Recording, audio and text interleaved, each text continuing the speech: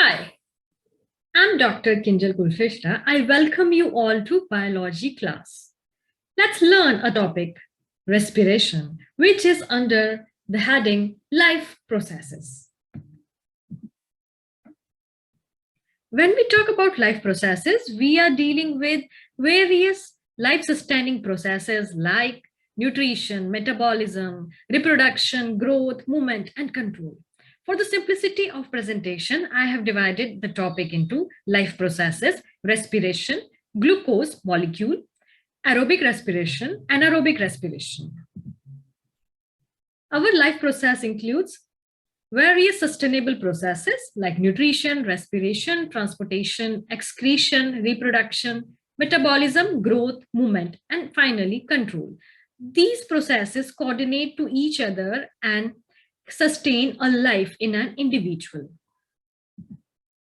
Respiration. It is a process of releasing energy. Here, the potential energy of food material is converted to kinetic energy in terms of heat and chemical energy in a body. We take food in terms of carbohydrate, we take chapati, bread, rice, fruits. So all these are carbohydrates and then they contain glucose. That glucose is broken down and which generates energy. The energy is used for various life processes like running, walking, talking, and even digestion.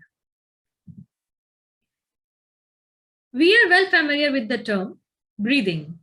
Breathing is just external respiration. Breathing like exchange of gases through nostrils, trachea, and lungs. Here, lungs alveoli exchange the oxygen and carbon dioxide with the red blood cells. When we go to the definition, respiration is an intracellular oxidation process in which organic substrate is broken down to release energy. Substrate here used is glucose, maybe fat or maybe proteins. The energy is released in terms of ATP, which is energy currency within the living system. The byproducts are carbon dioxide and water sometimes. The system requires the presence of oxygen and presence of certain enzymes. When glucose burn or breakdowns, it may have its fate in terms of three results.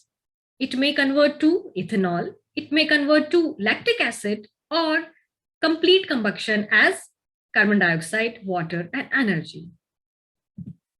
Here we can see in detail. Glucose is converted to pyruvic acid in cytoplasm.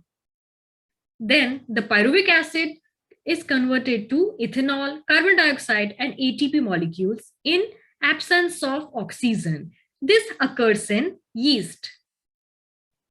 Glucose is converted to pyruvate and then pyruvate is converted to lactic acid and ATP in our muscle cell. Here, there is lack of oxygen rather than complete absence of oxygen. But in the organelle like mitochondria, where there is ample amount of oxygen, it is converted to carbon dioxide, water, and lot of ATP. The energy generated in the presence of complete oxidative condition is much higher than the absence of oxygen. When we see respiration as a process, we can just divide it into external respiration and internal respiration. External respiration deals with breathing, intake of oxygen, and exhalation of carbon dioxide. Internal respiration includes glucose breakdown in cytoplasm and then conversion into lactic acid or complete combustion into carbon dioxide and water. It is a catabolic process as well as exergonic, which releases ample amount of ATP. Water is formed as a byproduct. Here we can see the diagram of alveoli air spaces, which are continuously exchanging oxygen and carbon dioxide with the red blood cells. While we are studying respiration, we should have an idea of aerobic and anaerobic respiration. Aerobic respiration produces energy, utilizes glucose and oxygen. and forms water and carbon dioxide during complete combustion. Aerobic respiration is a part of our glycolysis, oxidative carboxylation, Krebs cycle, and electron transport chain. Here we can see glucose plus oxygen giving out water, carbon dioxide, and energy. In anaerobic respiration, this process gives much less amount of ATP as compared to aerobic one. It also utilizes glucose as a raw material, but it occurs in absence of oxygen. It forms lactic acid, and this process occurs in muscle cells. Now, we can differentiate few points among aerobic and anaerobic respiration in a tabulated manner. For example, aerobic respiration requires oxygen and it releases carbon dioxide and water as their byproduct. Here, complete oxidation is present. Gaseous exchanges are continuously happening in aerobic respiration. It partially occurs in cytoplasm and partially occurs in mitochondria. 38 ATP molecules are present per glucose molecule in aerobic respiration, whereas only 2 ATPs are generated in anaerobic respiration. Electron transport chain is involved only in aerobic respiration.